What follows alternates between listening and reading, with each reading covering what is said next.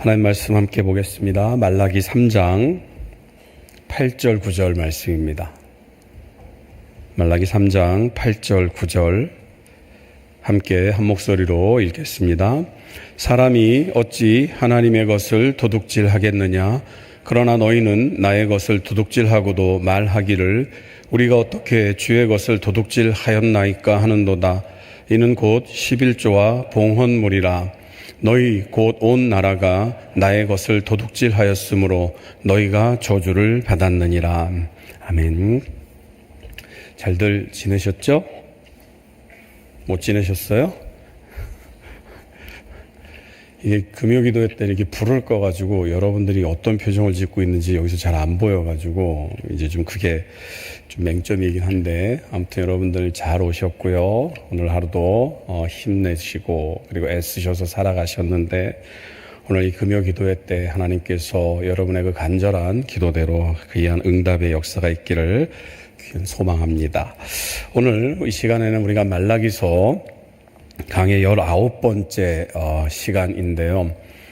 다시 한번 좀 기억을 더듬어서 여러분에게 한 가지를 말씀을 드리면 말라기서에 흐르고 있는 중심 주제는 이스라엘 백성들의 후한무치한 삶입니다. 더 정확하게 말하면 하나님의 은혜 가운데서 하나님의 성전이 회복되고 그래서 하나님께서 세우신 그 언약들, 하나님의 백성들을 향한 언약의 회복, 그래야 해서 이제 다윗 왕조가 우리 가운데 회복되기를 기대하는 그 이스라엘 백성들이 하나님의 은혜를 기대했지만 하나님께서 약속하신 그 언약은 언제 회복되는지 감감무소식이고 그러한 시간들이 130년 정도가 흐른 그 뒤의 배경이 바로 말라기서의 배경입니다. 이스라엘 백성들은 간절히 하나님의 은혜를 원했지만 하나님의 은혜는 고사하고 피폐한 생활들이 계속해서 100년이 넘는 시간 동안 흐르면서 그 백성들은 그냥 하나님의 뜻을 저버리고 자신의 유익을 위해서 생활하는 것이 그저 온당한 삶처럼 여겨지는 이제 그러한 상황이 되어버렸습니다. 말라기 선지자가 하나님의 입을 빌어서 하나님의 뜻을 전할 때 그 백성들은 우리가 언제 하나님을 멸시했습니까? 라고 이야기를 하지요. 그리고 그들은 이야기를 합니다. 우리가 어떻게 하면 하나님께로 돌아갈 수 있습니까? 라고 이야기를 하지만 그 말의 의미는 우리가 왜 하나님께로 돌아가야 합니까? 우리는 하나님의 제사를 멸시한 적도 없고 하나님을 괴롭게 해드린 적도 없습니다. 우리는 말씀에 충실한 삶을 살았고 하나님의 뜻 가운데서 살았습니다. 라고 하는 이것들이 바로 이 말라기서의 배경이고 우리가 지난주까지 살펴본 그러한 말씀입니다. 하나님께서는 이제 말라기 선지자를 통해서 이스라엘 백성들의 죄악, 가장 큰 죄악을 그들에게 말씀하시면서 무엇이라고 얘기하는가? 너희들은 하나님의 것을 도둑질했다라고 말씀을 하고 계시지요. 오늘 우리가 읽은 본문 8절과 9절이 그 내용을 이야기를 하고 있습니다. 하나님은 8절을 통해서 너희들이 하나님께로 돌아와야 하는데 회개해야 하는데 너희들이 돌이켜야 하는데 너희들이 저지른 가장 큰 죄악은 바로 내 것을 하나님의 것을 도둑질했다라고 말씀하고 계시는 것입니다. 오늘 말씀의 주제는 11조에 관한 헌금에 관한 말씀입니다. 사실 목회자로서 헌금에 관한 설교는 참 부담스러운 것이 사실입니다. 그리고 듣는 여러분들 또한 이 헌금에 대한 것들이 올바른 뭐라고 할까요? 그 듣는 그런 마음들이 없으면 굉장히 시험거리가 되는 것이 사실 이 헌금에 관한 설교입니다. 그렇지만 오늘 본문이 그것을 분명하게 이야기를 하고 있기 때문에 여러분 그 마음이 불편하더라도 또 저 역시도 불편한 마음을 가지고 있지만 이 헌금에 관한 설교를 여러분께 드리도록 하겠습니다. 오늘 본문은 이스라엘 백성들을 향해서 그 구체적인 죄악이 바로 하나님의 것을 훔쳤다라고 이야기를 하고 있습니다. 그러면서 그 하나님의 것, 그것이 무엇인 줄 아느냐? 그것이 바로 11조와 봉헌물이다라고 이야기를 하고 있습니다. 율법은 이스라엘 백성들이 금과 옥조처럼 여기는 율법은 분명히 11조를 하나님께 드려라라고 명령을 하고 있습니다. 그러면서 그 이유를 이 11조는 하나님의 것이기 때문이다라고 하는 사실을 분명히 밝히고 있습니다. 그 내용이 레위기 27장에 기록되어 있는데요. 레위기 27장 30절입니다. 그리고 그 땅의 10분의 1, 곧 그 땅의 곡식이나 나무의 열매는 그 10분의 1은 여호와의 것이니 여호와의 성물이라 라고 이야기를 합니다. 우리가 알고 있는 것처럼 하나님은 우리가 드리는 물질과는 하등 상관이 없으신 분입니다. 무슨 의미인가? 하나님은 우리가 드리는 그 어떤 것도 필요하지 않으신 분이기 때문입니다. 모든 것을 창조하신 분이고 모든 것의 주인이신 분이 굳이 우리에게 너희들이 거둔 10분의 1, 너희들이 거둔 소출의 10분의 1은 나의 것이니까 반드시 나에게 바쳐야 한다라고 말씀하신 것은 아닙니다. 그러면 하나님께서 왜 10분의 1을 그 백성들에게 바치는 것을 명령하셨을까? 성경은 그 이유를 레위인 때문이다라고 밝히고 있습니다. 여러분이 다 알고 계시는 것처럼 이스라엘 백성들이 이제 광야 40년의 시간을 보내고 가나안 땅에 들어가면서 그리고 그 가나안 땅을 정복한 뒤에 이스라엘 백성들은 각 지파별로 각각의 지파별로 그 땅을 분배받습니다. 그런데 유일하게 레위 지파만큼은 그 땅을 분배받지 못합니다. 그 이유는 레위는 하나님의 분깃을 받은 사람, 다시 말하면 레위 지파는 영적인 일을 감당하도록 하나님께서 명령하셨기 때문입니다. 땅을 일구어서 땅의 소산으로 먹을 것을 삼는 것이 아니라 하나님의 일을 감당하는 것으로 그 생업을 삼았기 때문에 하나님을 섬기는 이 일을 감당하는 자들에게 합당한 물질을 그들에게 삶을 영위할 수 있도록 허락해야 하는 것인데 그것이 바로 그들에게 허락된 11조였다라고 하는 것입니다. 여호수아서 13장 33절은 이렇게 기록이 되어 있습니다.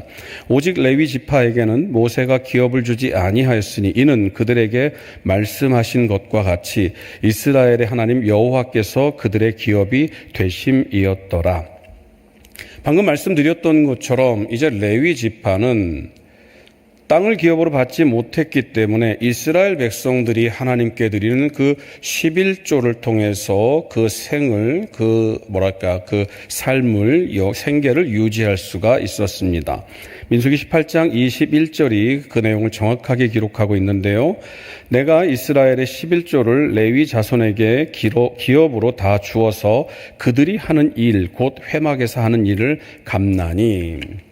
자, 여러분, 하나님께서 11조를 제정해서 이스라엘 백성들에게 바치도록 하신 첫 번째 이유는 바로 레위 족속, 레위 지파가 하나님의 일을 감당하기 때문에 그들의 생계를 위해서 11조를 바치도록 명령하셨습니다. 그리고 또 한 가지가 있는데 그것은 무엇인가? 그것은 3년에 한 번씩 그 바친 11조 가운데서 3년에 한 번 드리는 그 11조는 그 당시에 사회적인 약자였던 고아와 과부 그리고 나그네를 위해서 사용할 것을 명령하셨기 때문입니다. 신명기 14장 28절 29절이 그 내용인데요.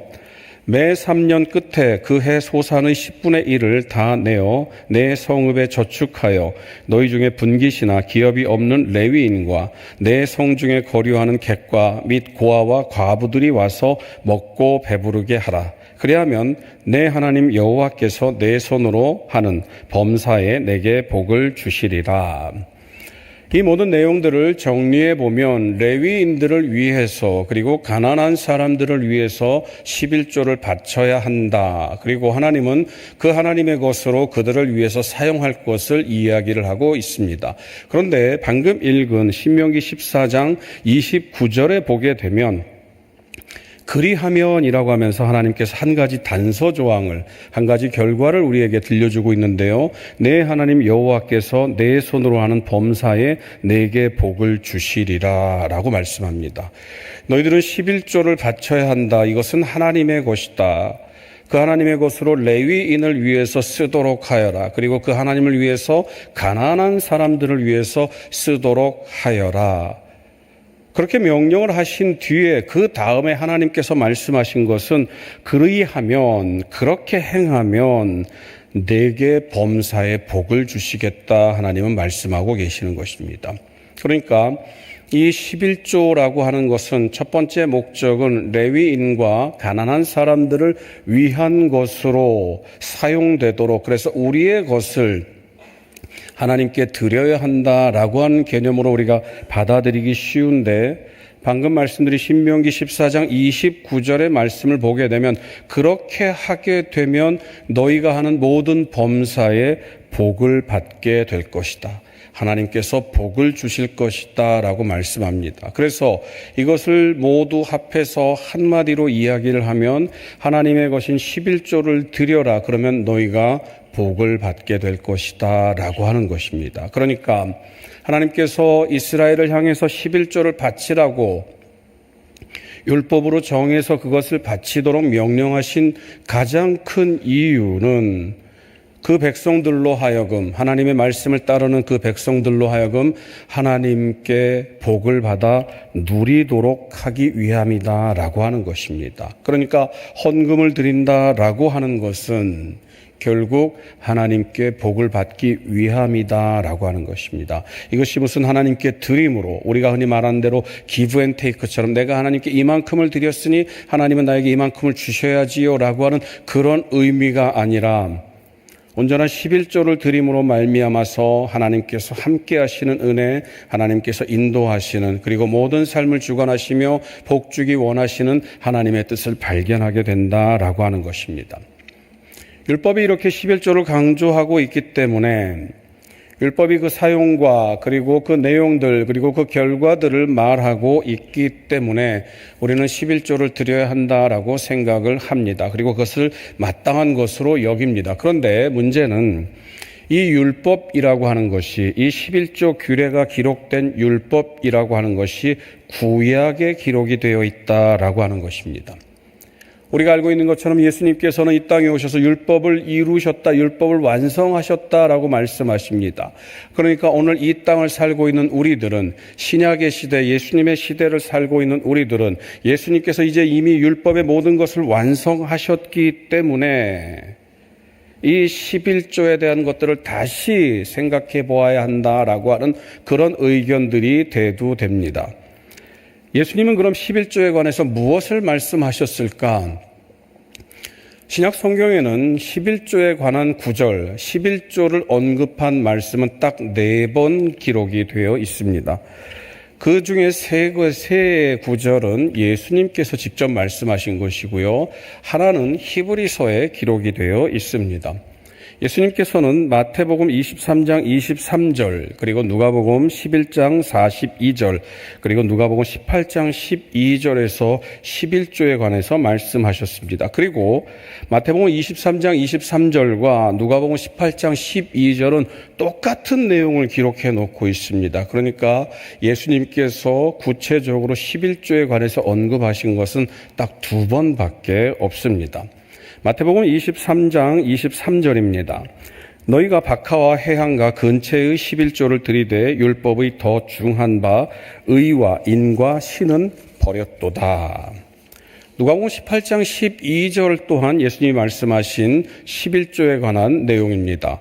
나는 일에 2번씩 금식하고 또 소득의 11조를 드리나이다 하고, 방금 읽은 누가복음 18장은 여러분께서 잘 알고 계시는 대로 세리와 바리새인이 성전에 들어가서 기도를 할 때 세리는 감히 하늘을 우러러보지 못하고 고개를 숙이고 나는 죄인으로소이다 라고 기도했지만, 그 반대로 바리새인은 하늘을 우러러보면서 나는 소득의 11조를 드립니다 라고 하는 그 내용입니다. 예수님께서 11조에 관한 말씀을 하신 이 2 구절은 모두 다 한 주제를 이야기를 하고 있는데요. 그것은 무엇인가? 바로 바리새인들의 외식을 비판하는 그러한 내용입니다. 바리새인들은 11조를 드리지만 그 11조의 정신은 잃어버린 채 그저 형식을 따라서 돈을 드리는 것으로 자신의 의를 삼았던 것을 우리가 잘 알고 있습니다. 예수님께서도 신랄하게 그것을 비판하셨죠. 그런데 중요한 사실은 그럼에도 불구하고 예수님은 이 11조를 드려야 할 것을 우리에게 말씀하고 계십니다. 마태복음 23장 23절을 우리 한번 다시 보시기 바랍니다. 마지막에 보면요. 그러나라고 이렇게 기록을 하면서 이것도 행하고 저것도 버리지 말아야 할지니라. 이것은 무엇입니까? 바로 바리새인들이 보여주었던 그 모습들을 이야기를 합니다. 그런데 저것은 무엇입니까? 바리새인들이 버렸던 그것입니다. 바리새인들은 형식을 따라서 그 형식을 충실히 이행을 했지만 그 11조에 들어있는 의미들이나 이런 것들은 철저하게 무시했던 것입니다. 그러나 예수님은 말씀하시기를 이것도 행하고 바리새인들이 행했던 그 철저한 11조를 너희도 행해야 하고 저것도 버리지 말아야 한다. 바리새인들이 버렸던 그 11조의 정신을 너희들은 버리지 말아야 한다. 다시 말하면 예수님은 바리새인을 비난하는 그 말씀을 통해서 철저하게 11조를 우리에게 말씀하고 있는 것입니다. 그럼에도 불구하고 다른 성경들은 앞서 말씀드린 것처럼 히브리서에서 나와 있는 세 구절을 제외하고는 단 한 번도 11조에 대한 언급이 없습니다. 우리가 잘 알고 있는 것처럼 사도행전은 초대교회의 사람들의 그 삶을 엿볼 수 있는 그러한 성경입니다. 사도행전에도 11조에 관한 규례는 없고요. 이방인 성도들을 향한 바울의 목회 사역을 엿볼 수 있는 여러 가지 바울 서신에서도 11조는 언급되고 있지 않습니다. 야고보서를 비롯해서 베드로 전후서, 요한 1, 2, 3서와 요한 계시록에도 마찬가지로 11조에 대한 말씀은 일체 언급이 되어 있지 않습니다. 그래서 이 11조라고 하는 것은 구약의 규례이고 예수님께서는 이 모든 율법을 완성하셨기 때문에 더 이상 우리는 11조를 드리지 않아도 된다라고 말을 하고 있는 사람들은 이 11조를 드리는 오늘날에 있던 어떤 모습들을 보면서 예수님께서 바리새인들을 향해서 비판하셨던 것처럼 마치 오늘날 이 교회에서 11조를 드려야 된다라고 하는 그것을 행위를 통해서 의를 얻으려고 하는 것과 마찬가지다라고 해석을 합니다. 2022년에 안용수 목사님이라는 분이 십자가에 못 박힌 11조라는 책을 출간하셨습니다. 그 안에 있는 내용들인데요. 그분이 하고 있는 말씀을 제가 좀 그대로 옮겨보겠습니다. 이제 목사들은 교회의 왕으로, 신도들은 11조의 노예로 전락했습니다. 목사들은 11조를 내면 부자가 되고 복을 받는데 11조를 안 내면 벌 받고 지옥 간다고 대놓고 이야기합니다. 중세시대 교회가 돈을 주고 팔던 면죄부를 한국에서는 11조가 생생히 대신하고 있어요. 그 다음입니다. 11조 이행을 믿음의 평가 기준으로 삼았어요. 믿음이 있어야 구원을 얻어 천국에 가는데 그런 믿음이 있는 사람은 반드시 11조를 낸다는 것입니다. 11조를 내는 행위는 아름다운 것이라며 명단과 금액을 공개하는 문화를 만들었어요. 가난해서 소액을 내거나 아예 내지 못하는 사람은 교회당 문 밖의 사람으로 취급해요. 오늘날 보편적인 교회들, 대다수의 교회들이 이런 모습을 보이고 있는지 어떤지 저는 잘 모르겠습니다. 그러나 분명한 사실은 우리 교회는 그렇지 않다라고 하는 것입니다. 대다수의 교회들이 그런지 어떤지는 모르겠는데 이분이 말하고 있는 것에서 한 가지 허점 내지는 어떤 그 오류를 찾아보면은요. 이분이 말한 것처럼 분명 사람의 믿음을 평가하는데 11조가 절대적인 기준이 될 수는 없습니다. 그런데 이분이 비난했던 그것, 믿음이 있는 사람은 반드시 11조를 낸다라고 하는 것, 그것은 사실입니다. 무슨 말인가? 여러분이 신앙생활을 시작했다고 한번 가정을 해보죠. 그리고 여러분이 누군가를 예수께로 인도하기 위해서 한번 교회에 갑시다라고 이야기를 합니다. 그러면서 시간이 흐르면서 이제 교회 생활에 익숙해지는데 가장 큰 걸림돌, 다시 말하면 아마 이 자리에 여러분들도 그런 경험을 하신 분이 계실지 모르겠습니다만 헌금이 신앙생활을 하는데 큰 걸림돌이 되는 것은 분명한 사실입니다. 어느 순간 때가 되어서 그 헌금에 대한 것들을 생각하면서 11조에 대한 내용들을 성경에서 읽게 되고 그리고 그것이 무엇인지를 알면서 그것이 큰 부담으로 내지는 큰 도전으로 다가온다라고 하는 것입니다. 과거에 사역했던 교회의 한 권사님 이야기입니다. 아마 이전에 여러분과 말씀을 나누면서 한번 언급했던 적이 있는데요. 이 권사님의 남편은 굉장히 훌륭하신 신사입니다. 굉장히 젠틀하셔요. 그리고 누가 봐도 이 부부 관계가 굉장히 원만하고 누구에게나 이렇게 존경받는 그런 부부입니다. 이 권사님은 처녀 때부터 신앙생활을 했고요. 남편은 이제 결혼을 하면서 조건으로, 예수 믿는다는 조건으로 이제 결혼을 하게 되신 이제 그러한 분입니다. 남편이 교회에 헌금을 내는 것을 그다지 탐탁치 않게 여기는 겁니다. 그래서 생활비를 준 것을 가지고 거기서 이제 쪼개고 아껴서 11조도 내고 이렇게 했다라고 이렇게 이제 이야기를 하시더라고요. 그러면서 시간이 지나는데 이 모습이 자신이 너무나도 이렇게 힘이 든다라는 것입니다. 왜냐하면 이 11조를 마치 이렇게 도둑질 한 듯이 마치 이렇게 남편을 속여가면서 이렇게 드리는 것이 너무나도 힘이 들었다고 합니다. 그래서 남편에게 살짝 이야기를 했다고 그래요. 11조를 좀 내면 어떨까요? 그랬더니 남편이 펄쩍 뛰는 겁니다. 말도 안 되는 소리 하지 말라고. 차라리 그 돈 있으면 가난한 사람 직접 도와줄 거라고. 그렇게 힘겨운 시간을 보내다가 어느 때가 되었습니다. 그런데 이 권사님이 도저히 이제 견딜 수가 없더랍니다. 그래서 잠자는 남편을 깨웠답니다. 남편이 한참 자고 있는데 막 깨웠답니다. 그리고 나서 한마디를 딱 했답니다. 11조 낼래요? 이혼할래요? 근데 이 남편분이 그냥 잠결인지 어떤지 모르겠는데, 알았어요. 그럼 11조 내요. 뭐 이제 이렇게 해서 이제 그 이후로는 11조를 냈다라고 이야기를 하는데요. 여러분, 이것이 단지 그 권사님 내분의 어떤 그런 이야기는 아닐 것입니다. 11조는, 그리고 헌금은 분명 믿는 사람들의 그 어떤 믿음을 한 단계 업그레이드 시키는 어떤 단초 내지는 계기가 되기 때문입니다. 앞서 말씀드린 것처럼 초대교회의 삶을 엿볼 수 있는 사도행전에는 11조라는 언급이 없다고 말씀을 드렸습니다. 11조는 하나님의 것이라고 말씀을 드렸죠. 그래서 레위인들을 위해서 사용해야 되고 또 가난한 사람들을 위해서 사용해야 된다. 그러면 초대교회에 드려진 헌금들은 어떤 의미가 있었을까? 초대교회는 11조를 강조할 필요가 없었습니다. 왜냐하면 사도행전 4장 32절에 그 이유를 우리에게 들려주고 있습니다.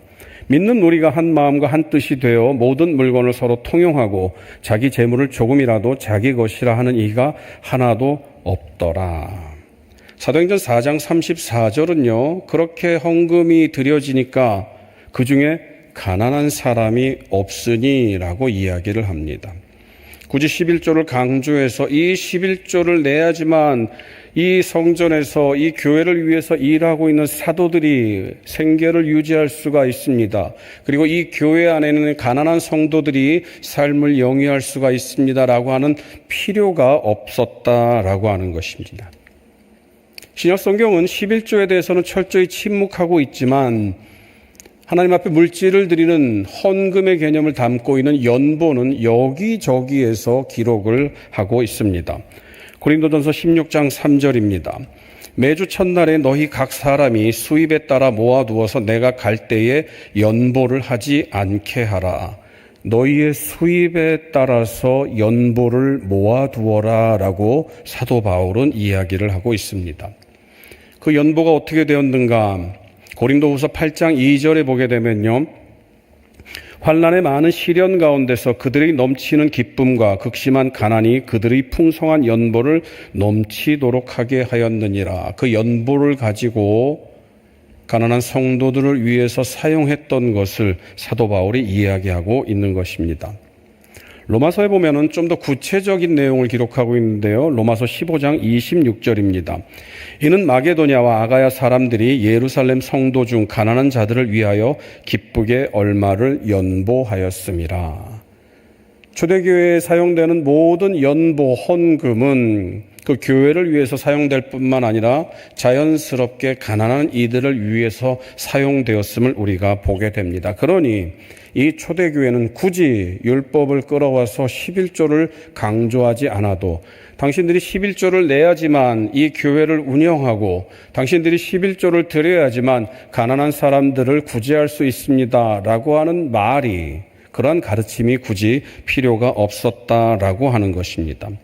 초대교회 성도들은 헌금, 연보를 하나님의 은혜를 받은 성도들이 그 은혜를 자원해서 다른 이들과 나누는 그러한 삶의 한 모습으로, 다시 말하면 참된 그리스도인의 삶의 한 양식으로 보여주고 있었다라고 하는 것입니다. 작년 2월에 1, 2부 예배 때 헌금에 관한 말씀을 드리면서 여러분과 함께 나눴던 제 경험인데요. 다시 한번 좀 말씀을 좀 나눴으면 좋겠습니다. 제 경험을 말씀드리는 것을 양해해 주시기 바랍니다. 인천에 있는 한 교회에서 사역을 했습니다. 성도는 한 1000명 정도 이렇게 이제 모였던 그런 교회인데요. 당시 그 교회에는 90이 넘은 권사님이 한 분 계셨습니다. 이 권사님은 따님이 한 분 계셨고요. 그 따님이신 권사님 역시 또 따님이 한 분 계셨습니다. 그러니까 외동딸들만 이렇게 3대에 걸쳐서 이렇게 있었다라고 하는 것이죠. 이 권사님에게는 이제 손녀입니다. 말 그대로. 그러니까 권사님의 따님, 이분도 이제 70이 넘으셨고요. 그 따님도 역시 계셨는데, 제일 밑에 있는, 그러니까는 그 노 권사님, 90이 넘은 권사님에게 이제 손녀딸이 되죠. 40 정도가 됐는데 남편이 어느 날 뇌졸중으로 쓰러졌습니다.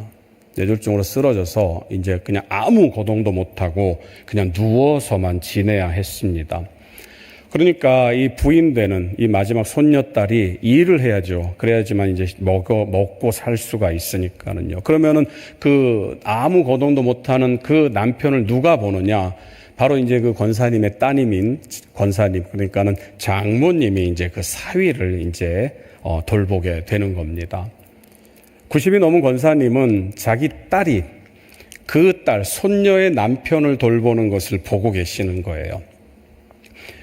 사위를 돌보는 그 권사님은 골다공증이 굉장히 심하신 분입니다. 그래서 조금만 무리하면 뼈에 금이 가고 어디가 부러지고 하는 이제 그런 분이에요.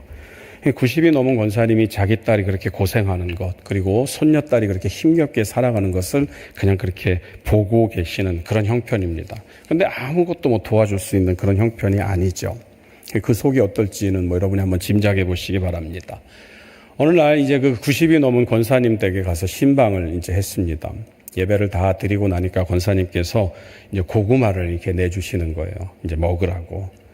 그런데 이 권사님이 이제 고구마를 먹고 있는 저와 그리고 이제 전사님이 계신데 저에게 그러는 거예요. 목사님, 내가 이번 주에 성미를 가지고 가려고 했는데, 그러니까 지난 주일 얘기를 하시는 겁니다. 이 성미가, 여러분 성미 아세요? 성미 아시는 분들 계시고 아마 청년들이나 이렇게 젊으신 분들은 잘 모르실 텐데, 예전에는 이제 밥을 하기 전에 그 쌀을 한 움큼 이렇게 그러니까는 11조 비슷하게 조금씩 띄어서 다른 곳에 보관을 했습니다. 그래서 그 모아진 것을 교회로 갖고 와서 성미함이라는 곳에 이제 부었죠.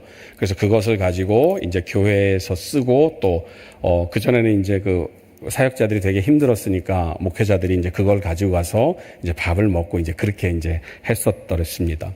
그때는 이제 그 교회는 그 전통이 그래도 있었습니다. 90이 넘은 할머님이 성미를, 그 쌀주머니를 갖고 가려니까 너무 무거웠다는 거예요. 그래서 목사님, 내가 이걸 들고 가려는데 너무 무거워서 힘이 들었어요. 그래서 내가 기도를 했어요. 하나님, 이 성미 안 가지고 가면 우리 목사님들이 밥을 못 먹습니다. 그러니 하나님, 나한테 힘을 주세요. 그렇게 기도했더니 가방이 가벼워지더래요.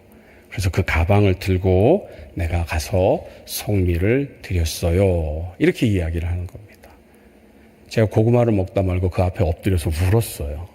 울었습니다. 아무리 그분이 성미를 그거를 안 드린다고 해서 뭐 밥을 굶겠습니까? 그리고 사실은 거기도 교회가 제법 규모가 있는 교회여서 아마 그 권사님보다 제 생활이 더 여유가 있었을 겁니다. 그런데 절대로 그럴 일이 없는데 그 권사님에게는 그 쌀이, 그 헌금이 그런 간절함을 담은 마음이었다라고 하는 것입니다.